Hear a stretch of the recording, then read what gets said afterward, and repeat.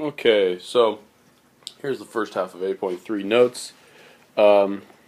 Nothing real new here. Basically what we're going to do is we're going to talk about theorems that help us determine whether something is a quadrilateral. This is a little bit different than what we mean by properties of quadrilateral. So before we were saying, hey, if something is a quadrilateral, then it has these certain characteristics. Now we're saying,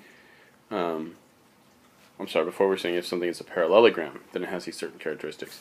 Now we're saying, hey, if we see certain characteristics, then that means it's a parallelogram. So it's kind of the converse, and we're going to find out that more than just the properties can make it into a parallelogram. So let me show you what I mean as we get into this. So first through the objective, students will be able to determine whether a quadrilateral is a parallelogram. Okay, so we're going to be given quadrilaterals and given information about quadrilaterals, and we're going to have to determine whether or not these quadrilaterals are parallelograms or not.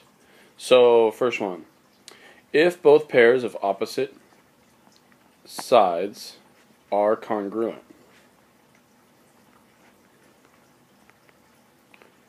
then the quadrilateral is a parallelogram. So if you know these two sides are congruent and these sides are congruent, then you know it's a parallelogram.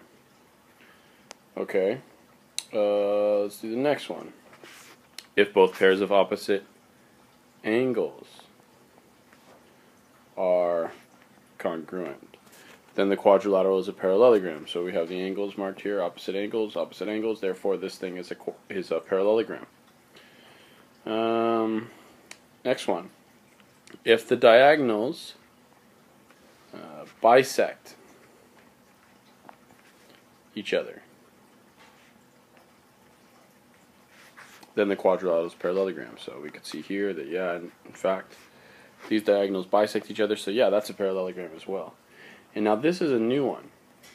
If we find out, you may want to put a little star or something, if we find out that one pair of opposite sides are both parallel, so I'm going to do the parallel symbol, and congruent, then that means the quadrilateral is a parallelogram. So if one pair of opposite sides are both parallel and congruent. So if, for example, you see this one, we see that both sides are 5, so I know that these two sides are congruent, and then I also know that these two sides are parallel, then that means, hey, this is a parallelogram as well. Notice I didn't have anything about this side. That's okay. If this is congruent, this is congruent, this is parallel, then the quadrilateral is a parallelogram. Okay.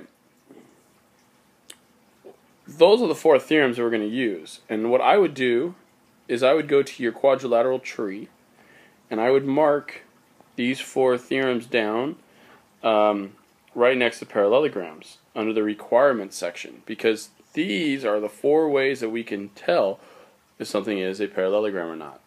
This is how we can test or check for the requirements of a parallelogram. So I would go ahead and do that, and then we're going to spend a little bit of time practicing this in the next video. So this is just the first video. We're going to spend a little time to practice on the second video so I can give you a little bit more examples. Okay.